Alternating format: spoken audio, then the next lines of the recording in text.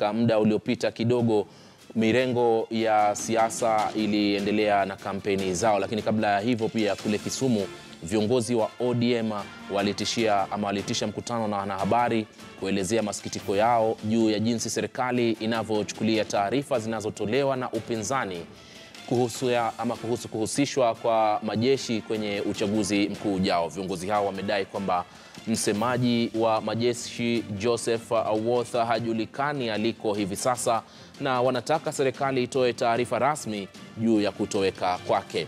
Owuoth ndiye alithibitisha kwamba stakabadhi zilizotajwa na NASA kwamba majeshi yatatumiwa ni za kweli.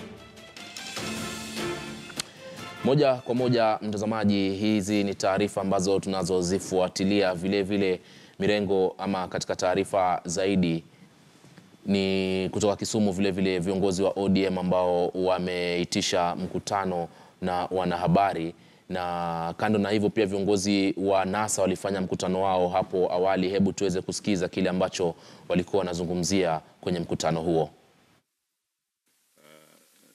I think that the nation is in mourning, as you say, for a very gallant son of Kenya who died on line of duty. And the whole nation, like ourselves, is demanding an explanation from the government. It is surprising that nothing has been heard, neither from the president nor the deputy president, on this issue. And the usual State House spokesperson has not said anything either.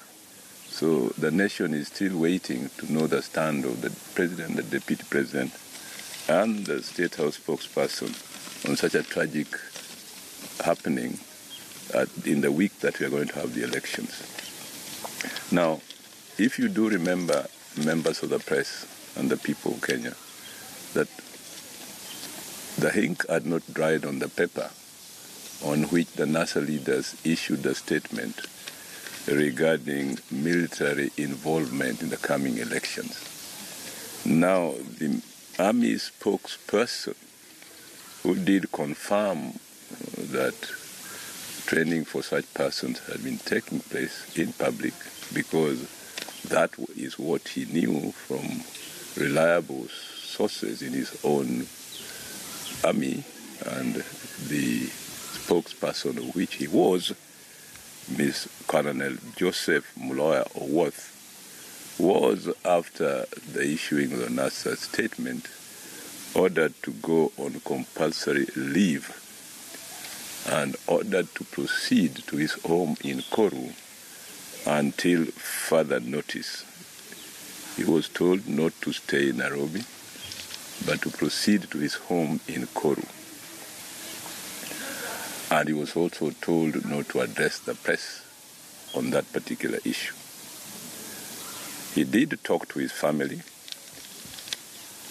and his sister, Elizabeth Akinyi Owuoth, who was then in Koru, talked to him, and he relayed to Elizabeth exactly the instructions he had from his employers.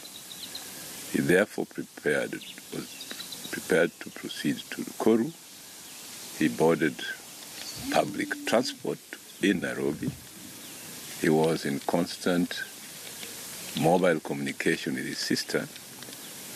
When he reached Nakuru or thereabouts yesterday morning, nothing has been heard from him up to the time we are talking.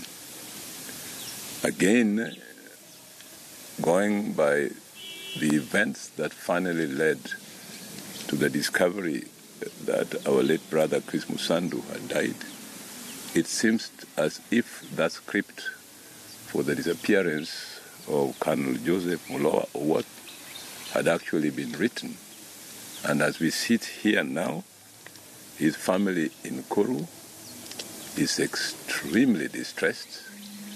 They have been making frantic calls to friends of Colonel Joseph, otherwise called JM,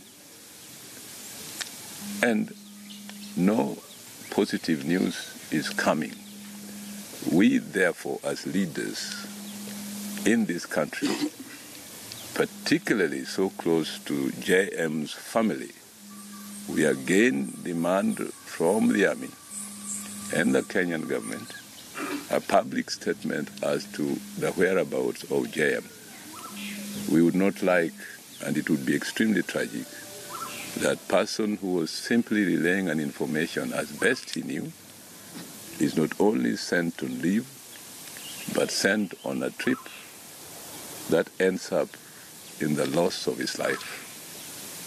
So we appeal to the government, as we sit here, that JM should appear in Koru, in his home, where he had been ordered, and Army personnel usually obey orders, and any interruption with the obedience of that order is highly suspect.